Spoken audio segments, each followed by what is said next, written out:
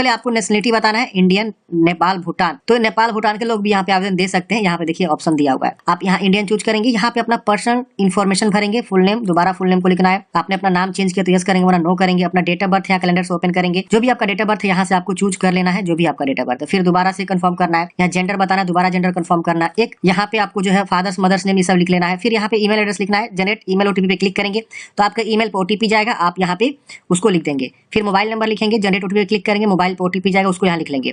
यहाँ आपको आधार संख्या लिखना है, जनरेट आधार ओटीपी पे क्लिक करेंगे तो आपके आधार से जो मोबाइल नंबर लिंक है उस पे ओटीपी जाता है, उसको यहाँ पे आपको लिख लेना है और यहाँ पे वेरीफाई कर लेना है। ये जरूरी है सबके लिए। अगर आपके पास आधार कार्ड से मोबाइल नंबर लिंक नहीं है, आपके पास आधार कार्ड नहीं है, तो आप इसको टिक करेंगे। लेकिन यहाँ लिख रहा है कि candidates are advise to do Aadhaar verification for some smooth entry. यहाँ पे आपको एडवाइस दिया था कि आपको जो है आधार से ऑथेंटिकेशन करना, तो ये वाला ऑप्शन अभी आपको बंद कर दिया गया है। फिर इसको डिक्लेयर करना है और यहाँ पे एक पासवर्ड बना लेंगे। पासवर्ड जो बनाएंगे वही आपका हमेशा आप जो है लॉगिन के लिए काम करेगा। तो पासवर्ड जैसा चाहे वैसा बना सकते हैं। फॉर एग्जाम्पल मान लीजिए आपका नाम जो है रोबोट है, तो are capital O small ROBOT robot @123 ऐसे ही पासवर्ड यहाँ कंफर्म करेंगे, यहाँ पे टिक करेंगे और यहाँ preview and create an account पे क्लिक करेंगे। जैसे friends preview and create an account पे क्लिक करेंगे, आपने जो भी यहाँ पे जानकारी दिया हुआ है उसको आप डिटेल से अच्छे से वेरीफाई करेंगे, मैट्रिक का जो मार्कशीट होता है उसके अकॉर्डिंग। अगर इसमें कुछ भी गलती है तो तुरंत एडिट करके आप सुधार लेंगे, नहीं गलती है तो सबमिट करेंगे, आपका अकाउंट तुरंत जो है क्रिएट हो जाएगा। अकाउंट क्रिएट करने के बाद से फ्रेंड्स आपको होम पे आना है, यहाँ पे अप्लाई पे फिर से आना है, ऑलरेडी हैव एन अकाउंट पे क्लिक करना है। आपका इस प्रकार से मोबाइल और यहाँ पे पासवर्ड मांगेगा और यहाँ पे आपको जो है आई एम नॉट रोबोट पे क्लिक करके लॉगिन कर लेना है। अच्छा, जो पुराने कैंडिडेट्स हैं वो अपना मान लीजिए अगर आईडी पासवर्ड भूल चुके हैं तो वो यहाँ फॉरगेट भी कर सकते हैं। देखिए यहाँ पे फॉरगेट पासवर्ड का ऑप्शन, इस पे क्लिक करेंगे, वो अपना जो है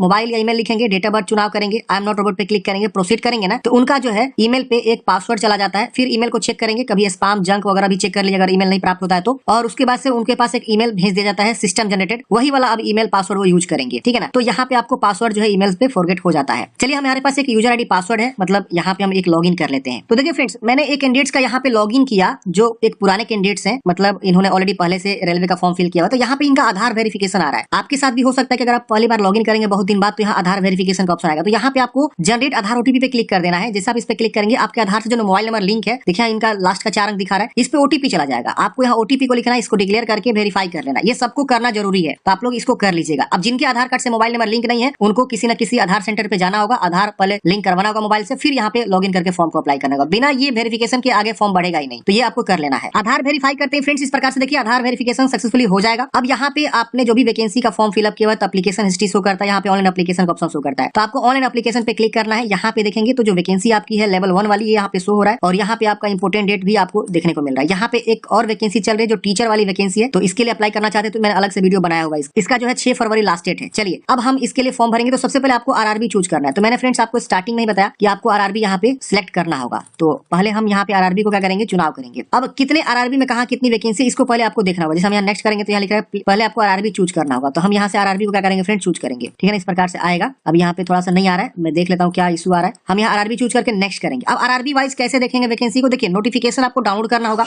नोटिफिकेशन के सबसे लास्ट पेज पे ही आपको आरआरबी वाला जो है वैकेंसी डिटेल शो होता है। अब देखिए यहाँ पे आपको जो है पेज नंबर में बताता हूँ, पेज नंबर आपको आ जाना है 51 से 52 से आपका वैकेंसी सबसे पहले मुंबई का शो करेगा। मुंबई में सबसे ज्यादा वैकेंसी और दिल्ली जो आरआरबी है वहाँ पे। अब देखिए 4672 वैकेंसी जो कि मुंबई वेस्टर्न रेलवे में आपको दिखाया गया है। यहाँ पे किस पद पे कितनी वैकेंसी ये भी यहाँ पे आपको दिखाया गया है। ये आगे आपको ना पोस्ट प्रेफरेंस भी देना है। मान लीजिए आपने आरआरबी मुंबई चूज कर लिया, अब मुंबई में 14 प्रकार की वैकेंसी है। अब जब आप आगे बढ़ेंगे ना फॉर्म भरने के समय फोटो वगैरह अपलोड करने के बाद, तो वहाँ आपसे पूछेगा कि आप पोस्ट प्रेफरेंस दीजिए, इसको पहला, इसको दूसरा, इसका तीसरा, इसका चौथा, किसको आप पहला दूसरा तीसरा ऐसे आपको देना होगा। तो वहाँ पे आपको आगे चूज करने का ऑप्शन आएगा। अब यहाँ कैटेगरी वाइज भी आप देख सकते हैं, पहला किसको रखना है, दूसरा किसको रखना है, आपके कैटेगरी में कितना सीट है वो भी आप ध्यान में रखते हुए अपना जो है फॉर्म को अप्लाई करेंगे। तो यहाँ पे आपको जरूर जो है जोन देख लेना है फॉर्म भरने से पहले आरआरबी, कि किस आरआरबी से आप फॉर्म भरना चाहते हैं। जहाँ जहाँ वैकेंसी है वहाँ का आपको आरआरबी शो करेगा। तो हम यहाँ पे क्या करेंगे, आरआरबी को क्या करेंगे फ्रेंड्स, चुनाव करेंगे। एक बार मैं दोबारा यहाँ पे अप्लाई वाला ऑप्शन पे क्लिक करता हूँ फ्रेंड्स, क्यों नहीं, हाँ आ गया। देखिए तो यहाँ पे आपको जो है क्या करना है, अपना आरआरबी को चुनाव करना है। देखिए जब भी फॉर्म में कोई दिक्कत आती है ना तो आपको बिल्कुल रीस्टार्ट कर लेना है, लॉग आउट करके शुरू से कर लेना है। चलिए हम यहाँ पे चूज करते हैं, इसको डिक्लेयर करके नेक्स्ट करते हैं। जिसे फ्रेंड्स आप आरआरबी चूज करके नेक्स्ट करेंगे, यहाँ पे आपका प्रीवियस डाटा यहाँ पे फैच होगा। जो लोग पुराने कैंडिडेट्स हैं, जो लोग पहले कोई वैकेंसी का फॉर्म भरे, उनका यहाँ डाटा फैच हो जाएगा। और यहाँ पे आपको क्लोज कर देना है। क्लोज करते हैं यहाँ पे आप देखेंगे तो आपका अकाउंट वेरीफाई लिखेगा। यहाँ पे आपको इतने सारे स्टेप को कंप्लीट करने हैं। अब यहाँ पे आपकी जानकारी जो ऑलरेडी फिलअप मिलेगी, जो आपने पुराने वैकेंसी के लिए आवेदन दिया था। अब यहाँ पे आपको नीचे आना है। यहाँ पे आप मैरिड है कि अनमैरिड है बताएंगे, अपना रिलीजन बताएंगे, मातृभाषा बताएंगे यहाँ पे। इसके बाद से आपका choice of language for examination, किस जो है भाषा में आप एग्जाम देना चाहते हैं, इतने सारे लैंग्वेज दिए गए हैं। जैसे मान लीजिए आप गुजराती चूज करेंगे ना तो इंग्लिश और गुजराती रहेगा। अगर आप इंग्लिश चूज करेंगे तो सारा का सारा क्वेश्चन इंग्लिश में रहेगा। अगर आप हिंदी चूज करते हैं तो इंग्लिश हिंदी दोनों रहेगा। ये विशेष ध्यान दीजिएगा। यहाँ एक आइडेंटिफिकेशन मार्क्स, बॉडी में पहचान क्या है ये आपको बतानी है, तिल का निशान, कटा का निशान, जला का निशान जो भी है। यहाँ दूसरा आइडेंटिफिकेशन मार्क्स आपको बतानी है जो भी है, अगर नहीं है तो नो मार्क लिख सकते हैं। यहाँ पे अपना कैटेगरी बताना है, जैसे कि यहाँ आप देख सकते हैं कम्युनिटी में आपका यहाँ पे category general, SC ST OBC EWS। अगर आप जनरल से हैं तो जनरल चूज करेंगे। जनरल में आप देखेंगे तो यहाँ पे आपको जाति प्रमाण पत्र की संख्या या किसके द्वारा बनवाया ये सब आपको नहीं मांगेगा। वही अगर आप EWS से आते हैं, जनरल का ही एक 10% रिजर्वेशन वाला कैटेगरी होता है EWS, इकोनॉमिकली वीकर सेक्शन। अगर आप ये चूज करते हैं तो यहाँ पे आपको अपना जो है EWS का सर्टिफिकेट नंबर देना होगा। यहाँ पे अपना जो है इशूइंग अथॉरिटी आपने कहाँ से बनवाया हुआ है, हर एक ऑफिसर्स का नाम आ रहा है, जहां से भी आपने बनवाया हुआ है उसका नाम यहाँ पे आपको शो करेगा, कहीं ना कहीं जरूर शो करेगा। उसका आप चुनाव करेंगे और कब बनवाया हो इसका आपको देना होगा। अगर आप OBC चुनाव करते हैं फ्रेंड्स तो OBC में देखेंगे तो यहाँ पे 2 ऑप्शन पूछेगा कि आप जो है नॉन क्रिमिलियर से आते हैं। नॉन क्रिमिलियर उसके वो आता है बंदा, OBC का ही ये मतलब नॉन क्रिमिलियर और क्रिमिलियर होता है। अगर आप यहाँ पे नॉन क्रिमिलियर से आते हैं तो यस करेंगे। यस करते इस प्रकार से आएगा, अंडरस्टैंड एग्री करेंगे। तो यहाँ पे देखिए क्या आ रहा है, अगर आप नॉन क्रिमिलियर से आएंगे यहाँ यस करते हैं तो आपको यहाँ पे अपना कास्ट और यहाँ पे कास्ट सर्टिफिकेट नंबर और इशूइंग अथॉरिटी और कब आपने बनवाया हुआ है आपको बताना होगा। नॉन क्रिमिलियर में कौन आता है तो जिनकी फैमिली इनकम 8 लाख से कम है, OBC से आता है 8 लाख से फैमिली इनकम कम है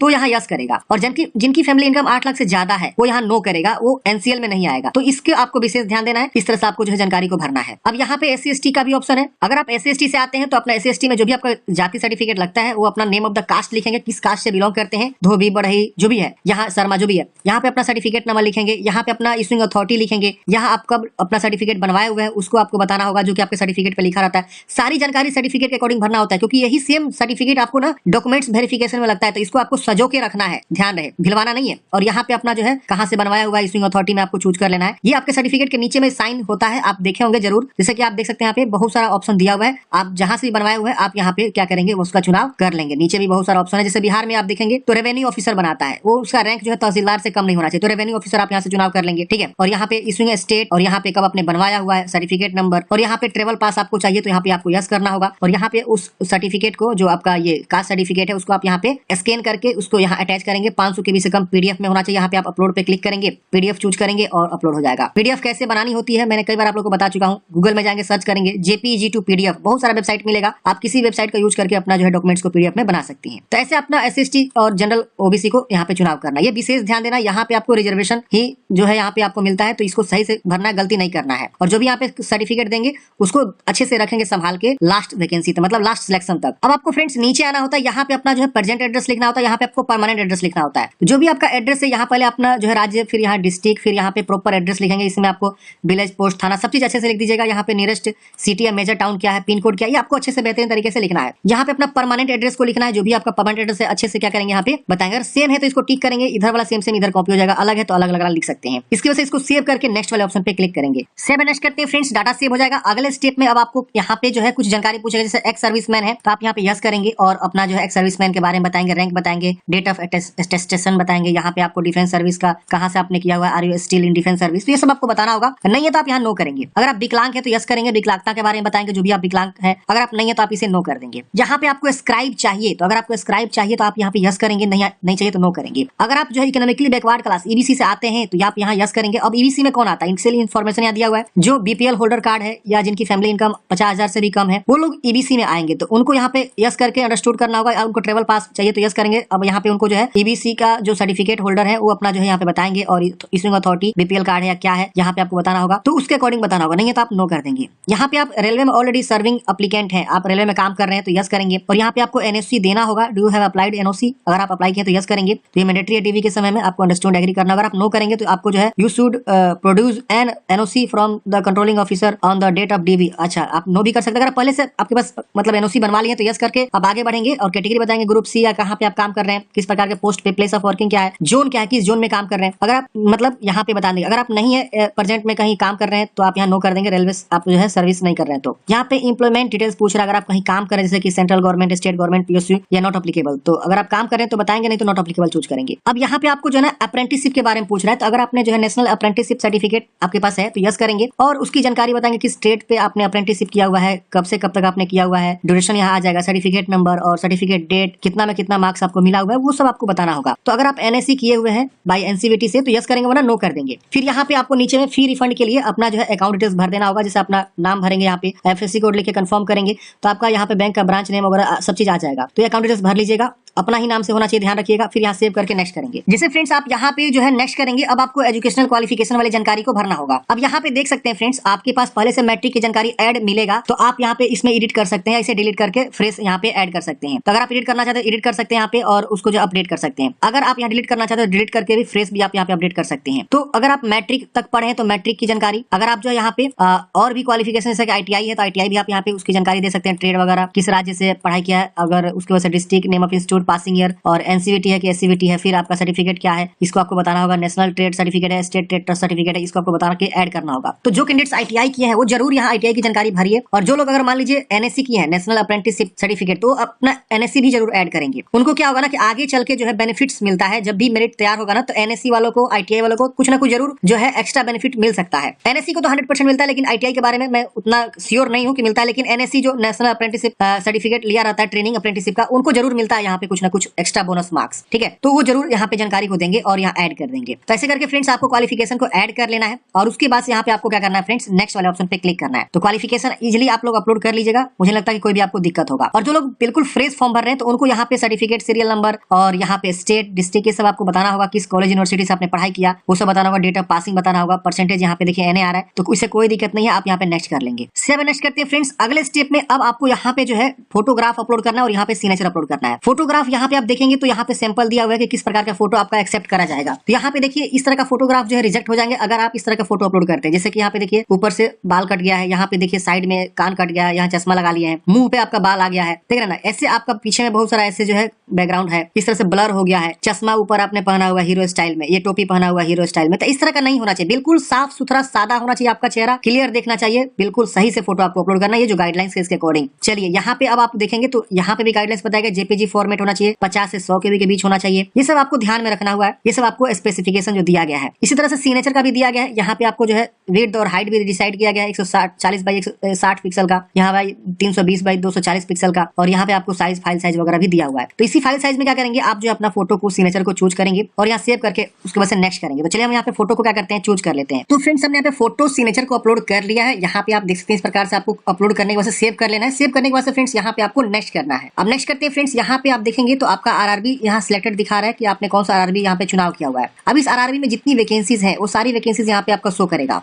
अब आपको यहाँ पे ना ऑर्डर का प्रेफरेंस देना है कि आप किसके लिए प्रेफरेंस पहले रखना चाहते हैं, दूसरा पोस्ट किसके लिए, तीसरा किसके लिए, चौथा किसके लिए। तो जोन तो आपने चूज कर लिया, लेकिन उस जोन में जो 14 प्रकार की वैकेंसी है उसमें पहला, दूसरा, तीसरा, चौथा किसको रखना चाहते हैं। तो आप अपने अकॉर्डिंग सही से यहाँ पे देख लीजिए, और देखने के बाद से आप क्या करेंगे, उसको आप यहाँ पे चुनाव करेंगे। आप चाहे तो अपना कैटेगरी में, जैसे मान लिया हमने यहाँ पे सिकंदराबाद चूज किया है, तो सिकंदराबाद में मेरे कैटेगरी में जो है कितनी सीटें हैं उसको भी ध्यान में रखेंगे, कौन सा बेहतरीन पोस्ट होता है इसका भी ध्यान रखेंगे, क्योंकि यहाँ पे SNT वाला बेस्ट पोस्ट माना जाता है, सिग्नल एंड टेलीकम्युनिकेशन वाला में। इसकी वजह से लोको सेड का यहाँ डीजल वाला है, लोको सेड इलेक्ट्रिकल डिपार्टमेंट है, इसके बाद यहाँ डिपार्टमेंट भी लिखा हुआ दिख रहा है ना, यहाँ पे दिख रहा है ना, तो ये डिपार्टमेंट भी आपको चूज कर लेना है। असिस्टेंट PV यहाँ पे सर्च करना है कि ये किस प्रकार का पोस्ट है, काम क्या करना होता है। असिस्टेंट TRD का काम क्या होता है, पोस्टमैन B का काम क्या होता है, ट्रैक मेंटेनर ग्रेड 4 का यहाँ पे क्या काम होता है, जो इंजीनियरिंग डिपार्टमेंट का है। तो आपको ध्यान देना है और समझना है, उसके अकॉर्डिंग जो है यहाँ पे प्रीफरेंस करना है। ये नहीं कि कुछ भी आप जो है पहले चूज कर लिए, अब पता चला कि अच्छा पोस्ट आपने पहले चुनाव किया नहीं, और जो खराब टाइप का पोस्ट होता है जिसमें ज्यादा वर्कलोड होता है या ज्यादा प्रेशर होता है उसका आपने पहले चुनाव कर लिया, तो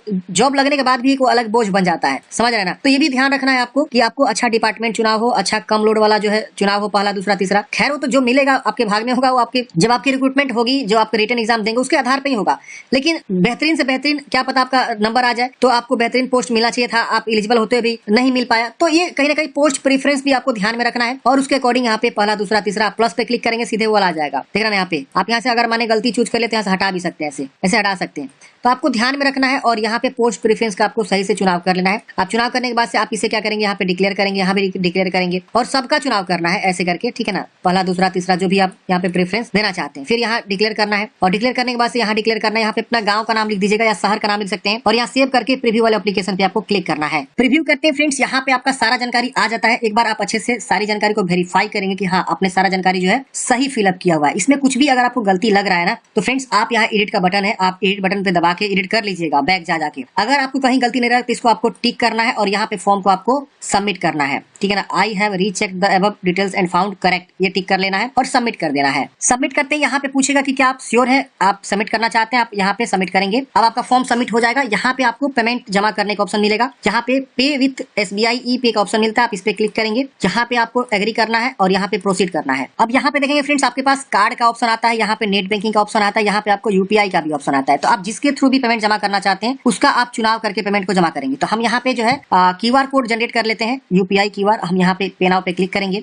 QR कोड आ जाएगा। यहाँ पे हम QR कोड को स्कैन करके पेमेंट को जमा कर सकते हैं। आप अपने फोन पे, पेटीएम, गूगल पे, किसी से भी आप इसको स्कैन करेंगे और सिंपल जो है उस डिवाइस से क्या करेंगे, उस मतलब ऐप से आप पेमेंट को जमा कर देंगे। पेमेंट जमा करते हैं फ्रेंड्स, आपका पेमेंट जमा हो जाएगा। उसके बाद से आपको फाइनल प्रिंट आउट निकल जाएगा। तो मैं यहाँ पे पेमेंट जो है कर रहा हूँ। तो फ्रेंड्स हमने यहाँ पे पेमेंट जमा कर दिया है। अब ये ऑटोमेटिक रीडायरेक्ट कर देगा कहाँ पे, आपके डैशबोर्ड पे। ये पेमेंट होते ही रीडायरेक्ट हो जाएगा ऑटोमेटिक, कुछ आपको रिफ्रेश वगैरह नहीं करना है, पेज बैक वगैरह नहीं करना है। ये देखिए पेमेंट जमा हो गया, सक्सेसफुल हो गया। इसका प्रिंट आउट स्क्रीनशॉट जरूर ले लीजिएगा। इसका प्रिंट आउट निकालने के बाद यहाँ बैक का बटन मिलता है, बैक पे क्लिक करेंगे। अब यहाँ पे देखेंगे तो आपका सीधे जो एप्लीकेशन हिस्ट्री पे लेकर आएगा। यहाँ पे आपको इस तरह से देख सकते हैं, आपने जो पेमेंट जमा किया वो आपका वेरीफाई दिखा रहा है, पेमेंट वेरीफाई हो चुका है। यहाँ आपका पेमेंट जो है, यहाँ पे सब चीज हो चुका है कंप्लीट, यहाँ दिखा रहा है पेमेंट कंप्लीटेड। और यहाँ पे आपको व्यू एप्लीकेशन का ऑप्शन मिलता है, आप इस पे क्लिक करके फाइनल प्रिंट आउट निकाल के अपने पास हार्ड कॉपी सुरक्षित रख